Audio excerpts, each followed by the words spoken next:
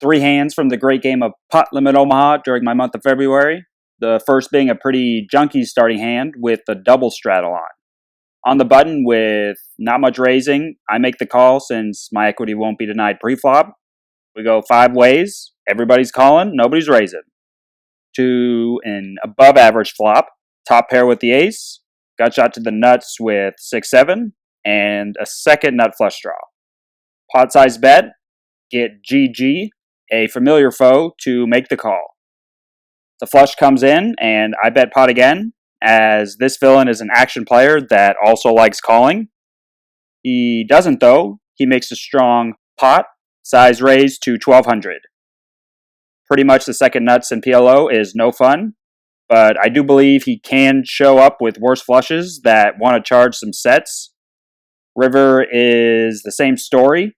I make the call and get shown King 4 of hearts. Nut flush since he had the blocker to the straight flush. Should I make the fold either on the turn or the river? Biggest lot in the pot of my poker career here. Did come back a little bit and recover somewhat. A main concept I want to get into in this hand is not checking to the aggressor by default. The players that have a nut range advantage can easily change based on each street, and the games at my level have been mostly all about value betting. A nice hand to get in there with. Out of position though, and we go 4 ways to a flop. I could open raise, but limping hands from early position and raising from late position has been my main strategy up to this point. Don't want to play a big hand out of position. An 8-card straight draw, all to the nuts on a rainbow board. The last caller preflop donks into the button raiser, calling out pot. I call, closing the action, pretty standard. The jack on the turn gives me a straight, and also having pocket queens makes it far less likely the other players have the same straight. Time to charge those draws, of which are mostly 2 pairs and sets wanting to boat up. I make it 4/5 pot, and the original raiser is the only caller. River is a huge brick, and I go for the down bet of 300, even smaller than the turn. I've been using this strategy when I'm pretty much only representing the nut straight and having it not change by the river.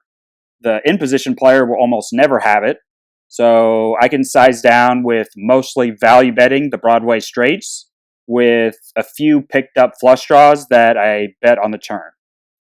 I see villain's head shaking. I think we both know where this is going. He calls with so much already in there. Very similar starting hand here, just on the button instead of early position, so I make the raise. Want to play a bigger pot in position, which happens 5 players going to a flop with 150 in the middle. I face a donk for 55, a call, and a very confident all-in of 330, with me sitting there with top set. Almost getting 2-to-1 odds against this player, which are pretty much my odds to improve to a full house. The other 2 players, I believe, are more likely to call than to raise, which would make my odds even better than the 2-to-1. The only bad scenario for me is after I call, I face a rejam. Would be a disaster, but I don't think it's as likely to happen since the all-in is pretty much screaming nut flush. I could have some implied odds if they have maybe pocket jacks, and that is particularly why you want to draw to the nuts. Like here, I have pocket queens. I get good news in a call. The check on the turn allows me to fully draw for free. River misses, and I fold to the small $200 bet, as he shows King 10 of spades, drawing for the straight flush. Second nut flush is no good though. Ace 7 of spades takes it down. The result didn't work out for me this time, but a plus EV play for sure, hoping for the board to pair, actually against 3 flushes, as the original donker and the small blind had one as well. A quiet month for sure compared to my December and January, but slightly in the black is nothing to complain about. See you next month.